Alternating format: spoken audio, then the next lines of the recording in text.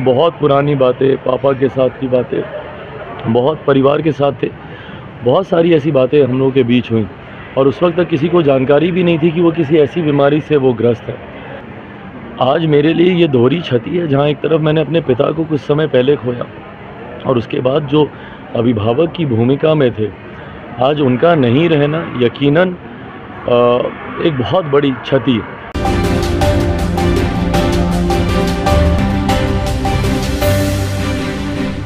ही दुर्भाग्यपूर्ण है और इतनी जल्दी ऐसा हो जाएगा इसकी कल्पना तक हम लोगों ने नहीं की थी। कुछ समय पहले अयोध्या में जब हम थे, जब भगवान श्री राम की प्राण प्रतिष्ठा की गई, उस कार्यक्रम में वो हमारे साथ मौजूद थे। एयरपोर्ट पर लंबी घंटों तक हम लोग की बातचीत हुई, एक साथ हम लोग आए। बहुत पुरानी बातें, पापा के साथ की बातें, बहुत परिवार के साथ थे। बहुत सारी ऐसी बातें हम लोगों के बीच हुई और उस वक्त तक किसी को जानकारी भी नहीं थी कि वो किसी ऐसी बीमारी से वो ग्रस्त है। कुछ समय पूर्व जब ये जानकारी आई, पहले तो उसी पर ही हम लोग को विश्वास नहीं हुआ और आज वो हम लोग के बीच नहीं है, इस बात की कल्पना तक करना इतना कठिन है। एक ऐसे व्यक्ति जिन्होंने इतना सादगी भरा जीवन उन्होंने हमेशा व्यतीत किया, रहन सहन खान पान पर हमेशा ध्यान देने वाले वो व्यक्ति, क्योंकि मुझे याद है मेरे नेता, मेरे पिता आदरणीय रामविलास पासवान जी के साथ एक सहयोगी, एक साथी की भूमिका में वो रहे। दोनों की एक जोड़ी अक्सर चुनाव प्रचार में एक साथ घूमती हुई हम लोग को देखने को मिलती थी। तो ऐसे में आज मेरे लिए ये दोहरी क्षति है, जहाँ एक तरफ मैंने अपने पिता को कुछ समय पहले खोया और उसके बाद जो अभिभावक की भूमिका में थे, आज उनका नहीं रहना यकीनन एक बहुत बड़ी क्षति है। और मैं मानता हूँ युवा पीढ़ी, हम जैसे लोगों के लिए ख़ास तौर पर हम लोग के आदर्श के समान वो रहे, एक प्रेरणा स्रोत रहे। आज की तारीख में जितना अध्ययन कर वो अपने विषयों को रखते थे, मुझे नहीं लगता कि कोई और नेता ऐसा है जो इतनी गंभीरता से अपनी जिम्मेदारियों को लेता हो। ना सिर्फ सत्ता पक्ष में जब वो रहे, इवन जब विपक्ष में भी वो रहते थे, जिस गंभीरता से वो तमाम विषयों की जानकारी उस पर अध्ययन रिसर्च कर आप सबके माध्यम से, मीडिया के माध्यम से जनता तक अपनी बातों को पहुंचाने का वो काम करते थे। सत्ता में जब रहे, सरकार की उपलब्धियों को, सरकार के कार्यों को, उसको गंभीरता से रखना। जब विपक्ष में रहे तो विपक्ष की उपलब्धियों, विपक्ष की खामियों को, उनकी कमियों को और पूरे डेटा के साथ, पूरे तथ्यों के साथ वो रखते थे। तो एक ऐसा व्यक्ति जिन्होंने इतना अध्ययन किया, ये हम जैसे युवा पीढ़ी के लिए वो हमेशा आदर्श रहेंगे, प्रेरणा के स्रोत रहेंगे। आज जब वो हम लोग के बीच नहीं है, मैं अपनी तरफ से, अपने परिवार की तरफ से, क्योंकि उनके साथ वो पारिवारिक संबंध हमेशा से रहे हैं, अपनी तरफ से, अपनी परिवार की तरफ से, मेरी पार्टी लोक जनशक्ति पार्टी रामविलास की तरफ से उनको भावभीनी श्रद्धांजलि। परिवार शब्द बहुत कम है, क्योंकि ऐसी दुख की घड़ी से परिवार जल्दी उभर नहीं पाता। मैंने खुद पिता को खोया, मैं समझ सकता हूँ, बट इस घड़ी में परिवार के साथ हम लोग मजबूती से खड़े हैं। तेजस्वी यादव का एक बयान आया है कि जो 14 वाले थे वो 24 में नहीं आएंगे। जो नीतीश कुमार ने बीड़ा उठाया था, लेकिन नीतीश कुमार अब पीछे हट गया है, बीड़ा अब तेजस्वी यादव ने उठाया है। जो 14 वाले हैं उनको 24 में किसी भी कीमत। कौन सत्ता में आता है, नहीं आता है, ये बीड़ा कोई व्यक्ति नहीं उठाता, ये जनता उठाती है।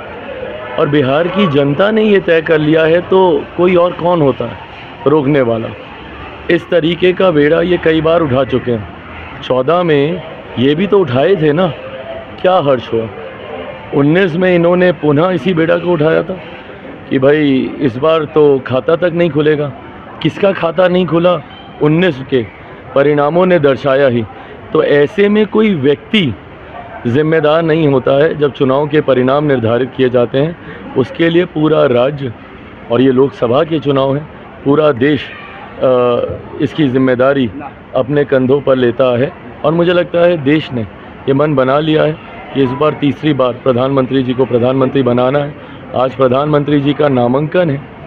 नामांकन से पहले ही जिस तरीके का उत्साह देखने को मिल रहा, आज हम लोग भी, तमाम एनडीए के साथी घटक दल उनके नामांकन में मौजूद होंगे। हम भी उसी कार्यक्रम में शरीक होने हम लोग जा रहे हैं। तो ऐसे में उनके नामांकन से और नामांकन से पहले अलग अलग जगहों पे, कल मेरे प्रधानमंत्री हाजीपुर आए थे।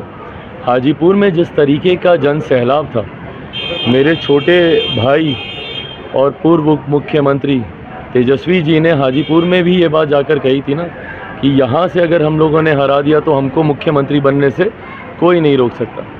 कल आप देखिएगा हाजीपुर में जिस तरीके का एक जन सैलाब देखने को मिला और जिस तरीके से प्रधानमंत्री जी का आशीर्वाद मुझे मिला, उनके तमाम वो शब्द जिन्होंने मेरे मनोबल को बढ़ाने का काम किया, कल जिस तरीके से उन्होंने मेरी छोटी छोटी बातों तक का जिक्र किया कि कैसे 2014 से वो इस बात को देखते थे कि मैं पार्लियामेंट में को कितनी गंभीरता से मैं लेता हूँ, उनकी ये तमाम बातें और उनकी ये बातें हर एक प्रत्याशी के मनोबल को बढ़ाती हैं, लोगों में उत्साह उत्पन्न करती है और इस उत्साह ने ये बेड़ा उठाया हुआ है कि प्रधानमंत्री जी को तीसरी बार देश का प्रधानमंत्री बनाना है और बहुत जल्द, अब तो दिन भी समीप ही है, 4 जून को परिणामों में देखने को भी मिलेगा। तेजस्वी यादव ने कहा है सर, प्रधानमंत्री जो भावुक हुए थे रामविलास पासवान को लेकर के, तेजस्वी यादव ने कहा है कि ये सब ड्रामा अब करके कोई फायदा नहीं होगा।